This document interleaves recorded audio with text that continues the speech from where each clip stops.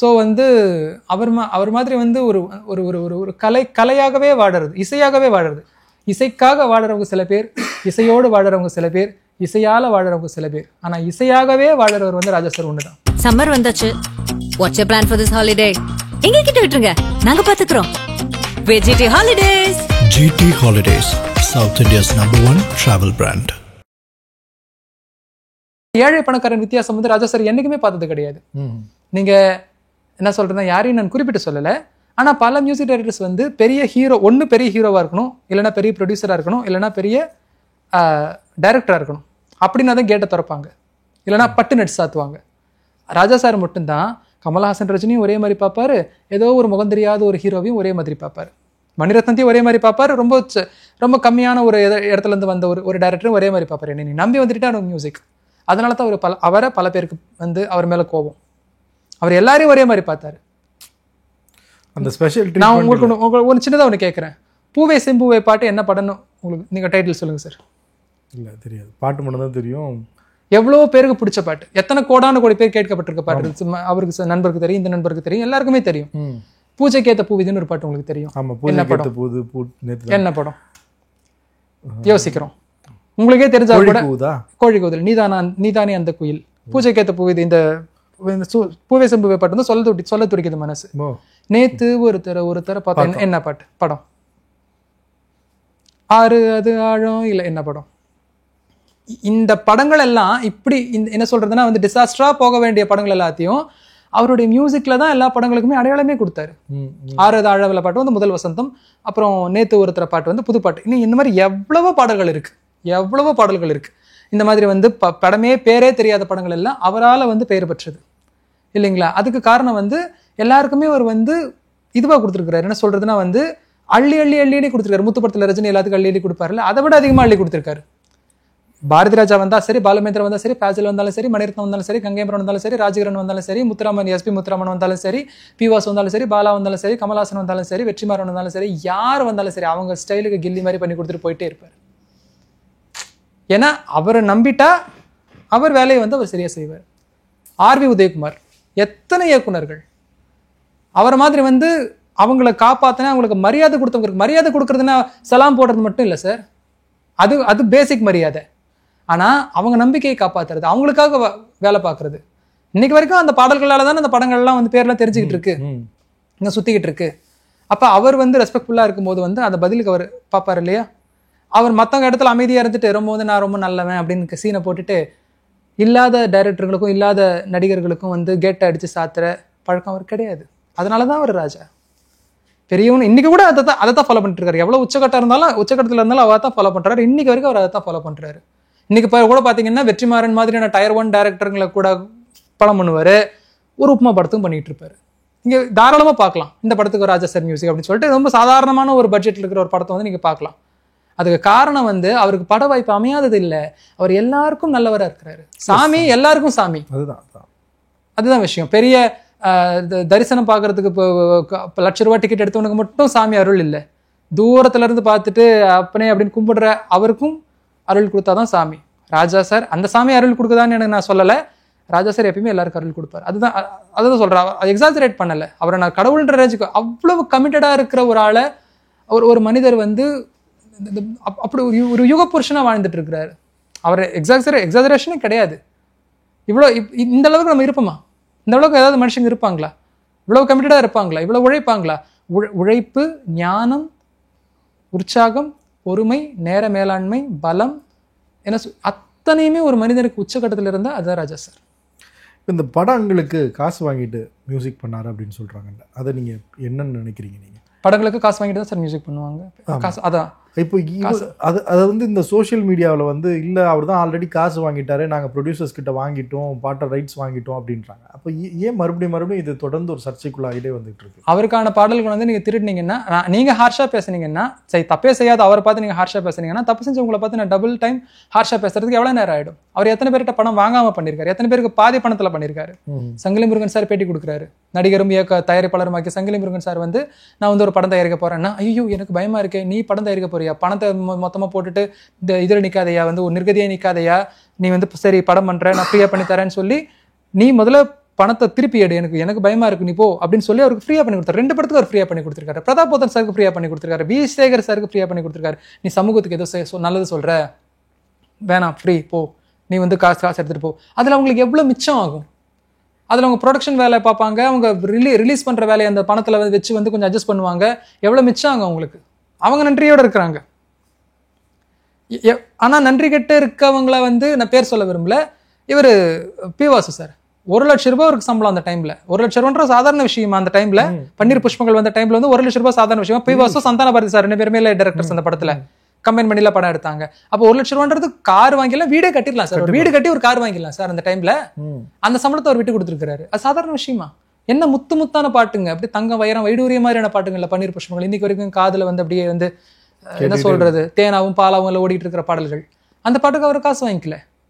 நீங்க வந்து ஸ்ரீதரோடைய இவங்க நான் வந்து உங்க காசு நீங்க போய் ஜெயிச்சுட்டு வாங்க, நீ போய் ஜெயிச்சுட்டு வாடா மகனே அப்படின்னு ஒரு நான் அப்பா உனக்காக சேர்த்து வைக்கிறேன்னு சொல்லி ஒரு அப்பா கூட எத்தனை அப்பா சொல்லிடுவாங்க. கேப்டன் விஜயகாந்தை தாமதமாக புரிந்து கொண்ட மக்கள் இசைஞானி இளையராஜாவையும் தாமதமாக புரிந்து கொள்வார்கள். அது மார்ட்டின் ட்வைன் ஒருத்தர் ஒரு பெரிய தத்துவஞானி சொல்லுவார், உண்மை வந்து அதோட ஷூ லேஸை போட்டுட்டு இருக்கும்போது போய் வந்து பாதி உலகத்தை சுற்றி வந்துடும் அப்படின்னு. உண்மை இப்போதான் கிளம்புறதுக்கு ஷூ லேஸ் போட்டுட்டு இருக்கு, ஆனால் அதுக்குள்ளார போய் பாதி உலகத்தை சுற்றி வந்துடும் அப்படின்னு. ஆனால் பொய்யால் வந்து நீடிக்க முடியாது. மெதுவாக ஷூ லேஸ் போடுற உண்மை தான் வந்து என்றைக்குமே வந்து உலகத்தை முழுசாக சுற்றி வந்து ஜெயிக்கும். கேப்டன் விஜயகாந்தை அவர்களை விட ராஜா சார் வந்து வயசுலேயும் மூத்தவர், முன்னாடியே வந்துட்டார், உள்ளே வந்துட்டார். ஆனால் அவர் செஞ்ச சாதனைகளை வந்து அவர் செஞ்ச சேவைகளை வந்து இந்த சமூகம் வந்து புரிஞ்சுக்கிறது வந்து டைம் ஆகும். அவர் அப்படி தான் இருப்பார். மற்ற இசையமைப்பாளர்கள் இந்த மாதிரி பண்ணலன்னு நினைக்கிறீங்களா? கண்டிப்பாக பண்ணுறாங்க சார். அதாவது பண விஷயத்தில் யாருமே வந்து லேஸில் விட மாட்டாங்க. அவங்களுக்கான உரிமையை வந்து அதை நான் தப்பும் சொல்லலை, அவங்களுக்கான உரிமையை அவங்க கேட்பாங்க. ஒரு பெரிய இசையமைப்பாளர் வந்து ஒரு இயக்குனர் சொல்றாரு, அவருடைய படத்துல வந்து ஒரு குறிப்பிட்ட பாடலை வைக்கிறதுக்கு அந்த பெரிய இசையமைப்பாளர் 7 கோடி ரூபாய் கேட்டதா சொல்றாங்க. அதை நான் தப்பே சொல்ல மாட்டேன். இருக்கட்டுமே, வாங்கிக்கிட்டுமே, அவருடைய உழைப்பு. 7 கோடி ரூபாய்க்கு அவர் டிமாண்ட் பண்ணாருன்னா அதுதான் அந்த பாட்டுக்கான காசு. அவர் தான் ஒரு ஹோட்டலுக்கு நம்ம சாப்பிட போறோம்னா அவங்க வைக்கிறது தான் வேலை, அது மாதிரி இவர் வைக்கிறது தான் வேலை. முடிஞ்சா வச்சுக்கோங்க, இல்லைன்னா வந்து விட்டுருங்க, அவர் அப்படி தான் சொல்லுவாங்க. அவங்க என்ன பண்ணுவாங்கன்னா அவங்க மேனேஜரோட பேச வைப்பாங்க, அவங்க வக்கீலோட பேச வைப்பாங்க, அவங்க நேரடியாக தலையிட மாட்டாங்க. அதனால அவங்க மேலே வந்து இந்த இதுவும் இல்லை. இயக்குனர்கள் இன்னும் பெரிய பெரிய அவங்கெல்லாம் வந்து என்னென்ன மாதிரி தொழிலெலாம் வந்து பக்கத்து தொழிலெல்லாம் பண்ணிக்கிட்டு இருக்கிறாங்க, பண்ணிட்டு வந்து சம்பாரிச்சிட்டு இருக்காங்கன்னு அவர்களுக்கு தெரியும். ஆனால் ராஜா சார் வந்து அவருக்கு இசை மட்டும்தான் எல்லாமே. அவருக்கு வந்து இதுவாக பணம் சம்பாதிக்க தெரியாது, வேறு வழிகளில் வந்து பணம் சம்பாதிக்க தெரியாது. சரிங்களா? கடன் கொடுத்து சம்பாதிக்க தெரியாது, ஒரு 4 வீடு கட்டி வாடகை வாங்க தெரியாது. அவருக்கு தெரிஞ்சதெல்லாம் இசை மட்டும்தான். அந்த இசை அது என்ன சொல்கிறது, செவிக்குணவு இல்லா பொழுது சிறிது வயிற்றுக்கும் ஈயப்படும்ங்கிற மாதிரி தான் அவர் வாழ்ந்துட்டு இருக்காரு. அது அந்த இசையை இல்லை, அந்த டைம் அது இசைனே வாழ்ந்துட்டு ரெஸ்ட் எடுக்கும் போது அவர் சாப்பிட்றாரு, ரெஸ்ட் எடுக்கும் போது கொஞ்சம் தூங்கிக்கிறாரு. அது மட்டும்தான் அவருக்கான நேரம். மற்ற எதையுமே அவர் கண்டுக்காதனால தான் ஏகப்பட்ட பணத்தை வந்து அவர் இழந்திருக்கிறாரு. அவர் ஏகப்பட்ட பணத்தோடு இழந்ததுக்கான எதிரொலியாக தான் ஏமாந்துருக்காரு. அந்த எதிரொலியாக தான் வந்து அவருக்கு ஸ்ட்ரிக்டாக இருக்காரு. அதில் எந்த விதமான தப்பும் கிடையாது. அவரை சொல்வதற்கு இங்கே யாருக்கும் தராதரமும் கிடையாது. அதனால் அவர் அதை அவர் எப்படி பார்க்குறாரு, யாதனின் நீங்கியா நோதல் அதனின் இளன் அவர் சொல்கிறாரு, ஒரு குரல் சொல்லி அதை இது பண்ணுறாரு. யாரையுமே என்னை வந்து இது பண்ணுறவங்கள வந்து ஒரு விஷயத்து மேலே நம்ம பற்றற்று இருந்தோம்னா அந்த விஷயத்தால் வர துன்பம் நமக்கு கிடையாது அப்படின்றது அதோடைய அர்த்தம். ஸோ அவர் வந்து இவங்க என்ன சொல்கிறதுன்னா இவங்களை இது பண்ணிக்கிறது இல்லை, விமர்சகர்களையோ யாரையோ வந்து அவர் பார்க்குறதே இல்லை. அவர் ரொம்ப சந்தோஷமாக ஒரு வாழ்க்கையை சந்தோஷமாக வாழ்ந்துட்டு இருக்கிறதுனால தான் இன்றைக்கி வரைக்கும் அவருடைய ரசிகர்களாகிய எங்களுக்கு வந்து அவர் வந்து 82 வயசுலேயும் வந்து புது புது புது பாடல்களோட அந்த சந்தோஷத்தை கொடுத்துட்ருக்கிறாரு. இன்னும் வந்து அவ்வளோ கமிட்டடாக இருக்கார். ஸோ அவர் அப்படி இருக்கிறது தானே. அவர் வந்து ரியாக்ட் பண்ணாருன்னா நம்மளுக்கு வருத்தமாக இருக்கும். நம்ம ரியாக்ட் பண்ணுறோம், நம்மளுக்கு சின்ன மனசு, அவருக்கு ரொம்ப பெரிய மனசு. அவர் இன்னைக்கும் எங்களை சேஃபாக வச்சிருக்காரு. அதாவது அவருடைய ரசிகர்களை, தீவிர ரசிகர்களை சேஃபாக வச்சிருக்காரு. எதன் மூலயமா? அவருடைய உழைப்பின் மூலயமா, அவருடைய அந்த அதை தூக்கி எறிகிற அந்த குணத்தின் மூலயமா எங்களை சந்தோஷமாக வச்சிருக்காரு. அதுதான் அது எல்லா விதத்துலையுமே அவர் வந்து ரொம்ப இதுதான். மற்றவங்களை நான் எந்த விதத்துலையும் குறை சொல்லலை, எல்லாருமே நல்லவங்க தான், எல்லாருமே அவங்களுக்கான திறமைகளும் தகுதிகளும் உடையவங்க தான். ஆனால் ராஜா சார் வானம். இசைஞானி இளையராஜா அவர்களுடைய பாடல்கள் பற்றி நிறைய பேசியிருக்கோம். ஆனால் அவருடைய பிஜிஎம்ஸ் அப்படிங்கிறது தனி வேல்யூ உள்ளது. அதை பற்றி உங்களுடைய நீங்கள் ரசித்த அல்லது ருசித்த பிஜிஎம்ஸ் பற்றி சொல்லுங்கள். இதுவும் அதே மாதிரி தான் சார். வானத்தில் இருக்க நட்சத்திரங்களை எண்ண முடியாதுங்கிற மாதிரியான ஒரே ஒரு மிகப்பெரிய ஒரு தோட்டத்தில் போய் வந்து எவ்வளோ அழகான பூக்களில் ஒரு ஆயிரக்கணக்கான பூக்களில் வந்து எந்த பூவை தேர்ந்தெடுப்பேன்னு கேட்டிங்கன்னா அது கஷ்டம் இல்லையா? ஸோ அப்படி தான் வந்து விஜய் விஷயத்துலேயே ஒரு மிகப்பெரிய அதிசயம் தான். பாடல்களை வந்து 1/2 மணி நேரத்தில் கம்போஸ் பண்ணி 3 நாளில் வந்து முடிச்சு கொடுத்துருவாருன்னு பிஜிஎம்க்கும் வந்து ஒரு 3 நாள் தான் எடுத்துப்பார். ஸோ அவ்வளோ வேகமாக அவ்வளோ துரிதமாக அந்த சுச்சுவேஷனோட வந்து மிக்ஸ் ஆகி அந்த உணர்ச்சிகளுக்கு வந்து மியூசிக் கொடுத்து யுவன் சங்கர் ராஜா சாரை வந்து அவருடைய ரசிகர்கள் வந்து கிங் ஆஃப் பிஜிஎம் அப்படின்னு சொல்லுவாங்க. யுவன் சங்கர் ராஜா கிங் ஆஃப் பிஜிஎம்னா இளையராஜா காட் ஆஃப் பிஜிஎம். தந்தை 8 அடின்னு மகன் 16 அடி இந்த விஷயத்துல கிடையவே கிடையாது. மகன் 8 அடினா தந்தை 160 அடி. இதுதான் வந்து ராஜா சார் எப்பயுமே. ஏன்னா இங்க இருக்கிற பொடிசுங்களுக்கெல்லாம் வந்து நாயகன் தெரியும், அபூர்வ சகோதரர்கள், இல்லை ஒரு புன்னகை மன்னன், கரகாட்டக்காரன், இந்த மாதிரி சில படங்கள் வந்து அவங்க பிஜிஎம்க்கு வச்சிருப்பாங்க. ஆனா நான் ஒரு படம் சொல்றேன், நிறைய பேருக்கு தெரியும், பட் வந்து சொல்றேன். பூவழி வாசலில் எடுத்துக்குவோம். சத்யராஜ் சாரோட படம், சத்யராஜா சுஜிதா. இந்த படம் வந்து இன்னைக்கு இருக்கக்கூடிய குப்பத்தொட்டித்தனமான ஹாரர் படங்களுக்கெல்லாம் வந்து என்ன சொல்றதுன்னா, ஹாரர் படங்கள் தரக்கூடிய எந்த விதத்திலையும் பயம் தராத பொழுது இந்த கிரைம் த்ரில்லர் வந்து நம்மளை வந்து நம்மளுடைய தூக்கங்களை வந்து மொத்தமாக கெடுத்து விட்டுருக்கும். அப்பேற்பட்ட ஒரு மேக்னம் ஆப்பஸ் இந்த படம். ராஜா சார் 100கணக்கான டைரக்டர்களோடு ஒர்க் பண்ணியிருந்தா கூட ஒரு சில டைரக்டர்கள் தான் வந்து ராஜா சாரை வந்து சரியாக பயன்படுத்தியிருக்காங்க. அப்படி ஒரு மிக முக்கியமான டைரக்டர் வந்து டைரக்டர் ஃபாசில். அவர் ராஜா சாரை வந்து மிக அழகாக பயன்படுத்தியிருப்பார். மணிரத்னம் சார் வந்து குழந்தை அஞ்சலி படம் எடுத்து அதில் ஒரு குழந்தைய வந்து மிகச்சிறப்பு அப்படியே அபாரமாக நடிக்க வைக்கிறதுக்கு முன்னாடி ஃபாசில் சார் வந்து சுஜிதான்ற குழந்தைய வந்து அவ்வளோ அற்புதமாக நடிக்க வச்சிருப்பார். இந்த பிஜிஎம் நான் சொல்கிறேன்னா இந்த இன்டர்வல் பிளாக்கை வந்து கவனிக்கணும். இதில் பாபு ஆண்டனி வந்து சுஜிதாவை வந்து கொல்ல வருவார். சத்யராஜோடைய கஸ்டடியில் இருக்கிற சுஜிதாவை வந்து அவர் தான் குழந்தைய எடுத்து பார்த்துப்பார். அந்த சீன் நீங்கள்லாம் பார்த்துருப்பீங்க. அந்த குழந்தை வந்து வாய் பேச முடியாது, காது கேட்காத குழந்தை. அந்த மிகப்பெரிய ஒரு தவிப்பை வந்து மக்களை கொண்டு பண்ணுவார் ஃபாசில். அந்த குழந்தை தனியாக இருக்கும். சத்யராஜ் சார் வந்து குடிச்சிட்டு மட்டையாயிடுவார். இந்த குழந்தை வந்து என்ன பண்ணுறதுனே தெரியாமல் ஒரு பயத்தில் இருக்கும். அப்போ போய் கதவை அந்த குழந்தையா சாத்தி தாப்பால் போட்டுட்டு வந்து அவர் மேலே படுத்துக்கும், அப்பா மேலே படுத்துட்டு அப்படி தட்டி கொடுக்கும். அப்போது பாபு ஆண்டனி சார் என்டர் ஆவார். அப்போ வரக்கூடிய அந்த மியூசிக், அந்த தம்புரா மாதிரி ஏதோ ஒரு இதில் மீட்டிருப்பார். உண்ணும் போது நமக்கு அடி வயிறெல்லாம் கலங்கும். அப்படி ஒரு பயம் இருக்கும். எதை ரசிக்கிறது? ராஜா சாரோட இசை ரசிக்கிறதா, ஃபாசிலோட டைரக்ஷன் ரசிக்கிறதா, சுஜிதாவோட ஆக்டிங் ரசிக்கிறதா? போய் வந்து பாபு ஆண்டனி சார் வந்து அந்த ஜன்னல் வழியாக பார்ப்பார். அப்படியே நடந்து மெதுவாக படிக்கட்டுலலாம் போய் இந்த ஜன்னல் வழியாக பார்க்கும்போது குழந்தை அப்படியே முடிச்சுட்டு அப்படியே அவரை பார்த்த உடனே பதறிடும். சத்யராஜ் சார் இங்கே வந்து தூங்கிட்டு இருப்பார். கதவை தட்டினா திறந்தா திறக்காது. இவர் உடனே என்ன பண்ணுவார்னா ஒரு கம்பி எடுத்து அப்படி உள்ள நுழைப்பார். அந்த குழந்தை அந்த கம்பியும் பார்க்கும், அவரையும் பார்க்கும், கம்பியும் பார்க்கும், அவரையும் பார்க்கும். அந்த தாப்பாளையும் பார்க்கும். ரொம்ப கஷ்டப்பட்டுட்டு ஒரு கட்டத்தில் வந்து தாப்பாளை வந்து திறந்துருவார். அந்த குழந்தை வந்து மிகப்பெரிய அளவில் பயந்துடும். அதுக்கு முன்னாடி வந்து அந்த குழந்தை காது கேட்காத வாய் பேசாத குழந்தை இல்லையா, அந்த குழந்தைக்கு வந்து ஒரு இந்த காலிங் பெல்ல வந்து பற்றி சத்யராஜ் சார் ஏதோ காட்டியிருப்பார். இவர் பாபு ஆண்டனி சார் கரெக்டாக வந்து கதவை திறக்கும் போது அந்த குழந்தை வந்து காலிங் பெல், அந்த பெல்ல அந்த ட்ருன்னு அடிக்கிற அந்த பெல்லை வந்து சத்யராஜ் சார் காதில் வச்சிரும். என்ன ஒரு அபாரமான ஒரு கற்பனை! காது கேட்காத வாய் பேசாத குழந்தை, இந்த பெல்லில் என்னமோ ஒரு வைப்ரேஷன் இருக்கு, இதை அடிச்சா எழுந்திருக்கிறாங்க ஜனங்க, ரியாக்ட் பண்றாங்க ஜனங்கன்னு சொல்லிட்டு கடைசியாக ஒரு பானாஸ்திரமா அந்த பெல்லை வந்து சத்யராஜ் சார் காதில் வச்சு அவர் எழுப்பி விட்ட பின்னாடி பெரிய சாட்டை வரும். இந்த காட்சியில் நடக்கிற ஒவ்வொரு செகண்ட், ஒவ்வொரு மைக்ரோ செகண்ட்லையும் நடக்கிற அந்த BGM score. Babu Antony sir குழந்தை பாபு ஆண்டனி சாரையும் பயந்து பார்க்குறா, தாப்பாலையும் பார்க்குறா. அதுக்கப்புறம் அவர் வந்து முயற்சி பண்ணும்போது கொடுக்குற அந்த ப்ரெஷரை பில்ட் பண்ணுற அந்த மியூசிக் கரெக்டாக அவர் திறக்கும் போது அங்கே டன்ற மாதிரியான அந்த பிஜிஎம் ஸ்கோரு ஒரு இது போகும். அப்படி இருக்கும். அடி வயிறெல்லாம் வந்து இப்போ பட்டர்ஃப்ளை அப்படியே இதாகிடும். என்ன சொல்கிறதுனா வந்து பறந்துடும், நம்மளுக்கு அல்லு இருக்காது. அப்படி திறக்கும் போது வந்து அங்கே ஒரு பெரிய ஃபைட் நடக்கும், அங்கே வந்து இன்டர்வல் வரும். ஸோ இது போல் வந்து எவ்வளவோ காட்சிகள் இருக்குது. இது ஒரு ஹாரர் படம் கூட கொடுக்காத ஒரு பயத்தையும் ஒரு பதட்டத்தையும் இந்த படத்தை எல்லாருமே பார்க்கணும். இன்றைக்கி இருக்கிற யங்ஸ்டர்ஸ் எல்லாமே படம் பார்த்து எப்படி படம் எடுக்கணும், எப்படி மியூசிக் அமைக்கணும்னு வந்து தெரிஞ்சுக்கணும். அக்னி நட்சத்திரம் ஒரு படம் எடுத்துக்கோங்க. அவருடைய படங்கள்லே எந்த படத்தை வேணாலும் நீங்கள் சொல்லலாம், எல்லா படமும் தான் சார். அக்னி நட்சத்திர படங்களில் ஒரு பொறி மாதிரி எனக்கு அது சும்மா ஒரு காட்டில் அக்னி குஞ்சொன்று கண்டேன், அந்த ஒரு காட்டில் ஒரு பொந்திடை வைத்தேன்னு வந்து சொல்கிற மாதிரி ஒரு சின்ன பொறியால் ஒரு காட்டு தீயை உருவாக்குற மாதிரி ஒரு படம். சும்மா ஒரு 2 பொண்டாட்டிக்காரர் கதை தான். அந்த கதையில் அப்படி ஒரு ஃபயர் பண்ணியிருப்பார். அந்த ஃபயரில் வந்து முழுசாக அந்த ஃபயரில் இது பண்ணது என்ன, ஆக்சிஜன் சப்ளை எல்லாம் வந்து ராஜா சார் தான்.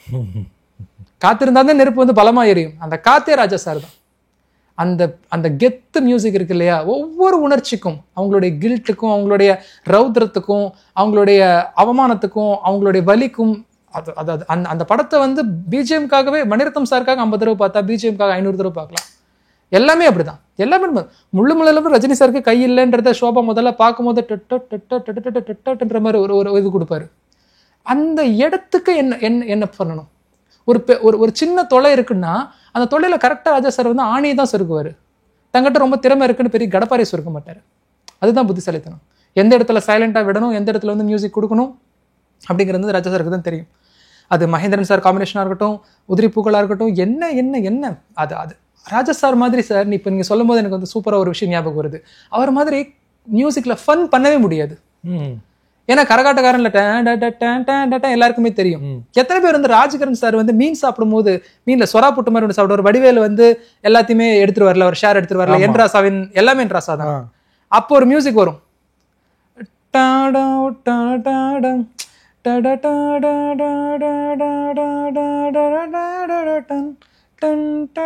ஒரு மியூசிக் வரும். அது சரியா சொல்ல தெரியல, அவ்வளோ அபாரமா இருக்கும், அவ்வளவு ஸ்டைலா இருக்கும்.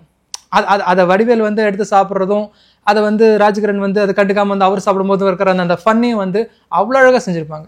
நடிகன் படத்தில் வந்து மனோரமாவை வந்து மாற்றிடுவார். மனோரமா வந்து ரொம்ப வந்து கர்நாடகமாக இருக்கிற மனோரமாவை வந்து ரொம்ப மாடர்னான ஒரு லேடியாக மாற்றிடுவார். அப்போ வந்து அந்த நடிகன் அந்த இன்ட்ரோடக்ஷன் சாங் ஒன்று சத்யராஜ் சாருக்கு வரும். அந்த சாங்கை பாதியிலேருந்து ஓட விடுவாங்க. எப்பன்னா சத்யராஜ் சாருக்கு எல்லாரும் கிஸ் கொடுக்கும்போது, சின்ன குழந்தைங்க கொடுக்கும் ஃபர்ஸ்ட், அதுக்கப்புறம் குஷ்போட தங்கச்சி கொடுப்பாங்க, குஷ்பு கொடுப்பாங்க, சின்ன சேர்ந்து கொடுப்பாரு.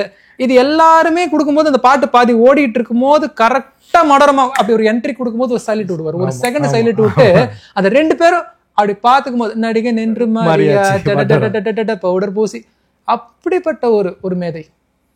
அவருக்கு தான் ஃபன்னுன்னா என்னன்னு தெரியும். ஆண் பாவம்னு ஒரு படம் ஃபுல் அண்ட் ஃபுல் காமெடி. ஆனா ஐயோ அதுல அவர் பண்ணிருக்க வேலையெல்லாம் வந்து he deserves any Nobel award. Sita வந்து அவருடைய வாட்சை வந்து அவருக்கு வலுக்கட்டாயமே கொடுத்துருவாரு. அவர் எடுத்துட்டு வருவாங்க. எடுத்துட்டு வரும்போது வந்து அந்த தண்ணிக்குள்ள சுடு தண்ணியில விழுந்துடும், அது எடுக்க முடியாது. அப்பாவுக்கு வந்து இது சொல்றேன், அதுக்கு முன்ன சேகான்னு சொல்லி மிளகா பொடி எடுத்து வந்துருவாங்க. இப்போ சுடு தண்ணி கொண்டு போய் ஊற்றணும், பக்கெட்ல வந்து ஊற்றணும். இப்போ அது வரைக்கும் வந்து அந்த மியூசிக் வந்து ஒரு புதிர மாதிரி ஒரு புதிராவே இருக்கும். என்ன பண்ண போறான்ற மாதிரி ஒரு புதிராவே இருக்கும். அந்த பொண்ணு கை வைப்பா, சுடும், பயங்கரமா சுடும். இப்ப எப்படி அதை செய்வா? அதை வடிகட்டி ஆகணும். இப்போ தண்ணி வடிகட்டினா வாட்ச் தப்பிச்சிரும், உள்ள இருக்கிற வாட்ச் தப்பிச்சிரும். இப்போ அவ ஒரு டவல் எடுத்துட்டு வந்து வடிகட்டி இருந்தான்னு வச்சுக்கோங்களேன், அது சாதாரணமா இருந்திருக்கும். அந்த இடத்துல மியூசிக் வேலையே இருந்திருக்காது. அவ டவல் எடுக்காம அந்த தாவணி எடுத்து விரிக்கும் போது ஆரம்பிக்கும் போது அப்பேற்பட்ட கவிதை. அது ஒரு ஃபன் படம் தான். ஆனா தங்கிட்ட இருக்கிற இசைய அவர் வந்து பெரிய படங்களுக்குன்னு எடுத்து வைக்காம எந்த படத்துக்கு அந்த உணர்ச்சி வருதோ மொத்தமா கொட்டிடுவாரு. அது தாவணியை விரிச்சு அந்த பொண்ணு அந்த தண்ணியை வடிகட்டும் போது வர அந்த ஃப்ளூட்டு, அதுக்கு என்ன அவார்டு கொடுத்தா தகும்? அதுதான் சொல்றேன், யுவன் கிங் ஆஃப் பிஜிஎம்ன்றதை நான் ஒத்துக்கிறேன், அதுல எந்த டவுட்டுமே கிடையாது. ஆனா ராஜா சார் காட் ஆஃப் பிஜிஎம். அதுதான் தந்தை அவருக்கு இன்கம்பேரபிள் பிஜிஎம்ன்ற விஷயத்துல. என்ன சொல்றது, ஒரு வாழ்க்கையை வாழ வைப்பார் நம்மள. 3 நாள்ல அவர் பிஜிஎம் பண்ண படங்கள்லாம் ஒரு வாழ்க்கையவே நம்மளை வாழ வச்சிருவாரு. அதுதான் அவருடைய படங்களுடைய பிஜிஎம் வந்து நம்மளுக்கு செய்யற வந்து ஒரு என்ன சொல்றதுன்னா, அந்த பிஜிஎம் கேட்டுட்டு நான் வந்து அந்த பாடல்களை எடுத்து கேட்டிருக்கேன். என்ன சொல்றதுன்னா, சில பாடல்களை வந்து அப்படியே பிஜிஎமா கொடுப்பாரு. அதை கேட்டுட்டு அந்த இனிமை தாங்க முடியாம அதை வந்து எந்த பாட்டு, இது என்ன படம் அப்படின்னு சொல்லி நான் தேடி எடுத்து கேட்டிருக்கேன். அவருடைய பிஜிஎம்ல இருந்து ஏகப்பட்டதை அவங்க பசங்க சுட்டிருக்காங்க. நீங்க வெட்டி கிளி வெட்டி பிஜிஎம்ல இல்ல, ஒரு பாட்டு வெட்டி கிளி வெட்டி வந்து வெட்டி வேறு வாசம்னு ஒரு பாட்டு வரும். அதுல வந்து அப்படின்னு ஒரு மியூசிக் வரும். புதுப்பேட்டை படத்துல கிளைமேக்ஸ்ல தனுஷ் எல்லாரையும் வெட்டும் போது இதே மியூசிக் வரும், சிமிலரா இருக்கும். இதை நான் வந்து காப்பி நான் சொல்லல, பட் எனக்கு சிமிலரா சவுண்ட் ஆகுது. அப்படின்னு மியூசிக் வந்து அந்த கிளைமேக்ஸ்ல வரும், புதுப்பேட்டை கிளைமேக்ஸ்ல வரும். இதை நான் வந்து காப்பி நான் சொல்ல விரும்பல, பட் ஸ்டில் அந்த ரொம்ப சிமிலரான சவுண்டு கொடுக்கும். அப்பா பாட்டெல்லாம் வந்து அப்படியே எடுத்து தீண்டி தீயை மூட்டிக்கிறாய் பாட்டுன்னு இருக்கு. அது யுவன் சங்கர் ராஜா சார் சாங்னு எல்லாரும் நினைச்சிட்டு இருக்காங்க. அது அப்பாவோட பாட்டு. ராஜா சார் வந்து ஒரு ஹிந்தி பாட்டு ரிமிஜிம்னு ஒரு பாட்டு வரும். அந்த பாட்டு ஃபுல்லா அப்படியே எடுத்து போட்டிருந்தாரு யுவன் சங்கர் ராஜா சார். ஸோ வந்து அப்புறம் நாதினான்றதோ இல்லை வந்து நீ சின்ன வீடு மியூசிக்கு இல்லைன்னா வந்து அபூர்வ சுகர் மியூசிக் வந்து ஏகப்பட்டது அப்பாவோடதை வந்து எடுத்து கையாண்டிருக்காங்க. அந்த அப்பா பிள்ளைன்றதுனால அவர் கொடுத்துட்டாரு, எல்லாருக்கும் கொடுக்க முடியாது இல்லையா, அதான் சொல்றேன். ஸோ வந்து அவர் மாதிரி வந்து ஒரு ஒரு ஒரு கலையாகவே வாடுறது, இசையாகவே வாடுறது. இசைக்காக வாடுறவங்க சில பேர், இசையோடு வாடுறவங்க சில பேர், இசையால வாடுறவங்க சில பேர். ஆனா இசையாகவே வாடுறவர் வந்து ராஜா சார் ஒண்ணுதான். இசையோட வாழுங்க, இசையால வாழுங்க, இசைக்காக வாழுங்க. ஆனா ராஜா சார் இசையாகவே வாழ்வார். சூப்பர். அதுதான் ராஜா சார். நிறைய விஷயங்கள் பேசியிருந்தீங்க. எனக்கு இறுதியாக நீங்கள் சொன்ன வார்த்தை தான், இசையாகவே வாழக்கூடியவர் இசைஞானி அவர்கள். உங்களுக்கு என்னோட நெஞ்சார்ந்த நன்றிகள் இவ்வளோ விஷயங்கள் பேசினதுக்கு. மீண்டும் நிச்சயமாக இன்னொரு சந்தர்ப்பத்தை சந்தித்து உங்களை இன்னும் நிறைய விஷயங்கள் ராஜா சார் பற்றி, அவருடைய படங்கள் பற்றியும் பாடல்கள் பற்றி பேசணுன்ற ஆசை நேரம் அமையும் நினைக்கிறேன். ரொம்ப நன்றி. நன்றி சார். வணக்கம்.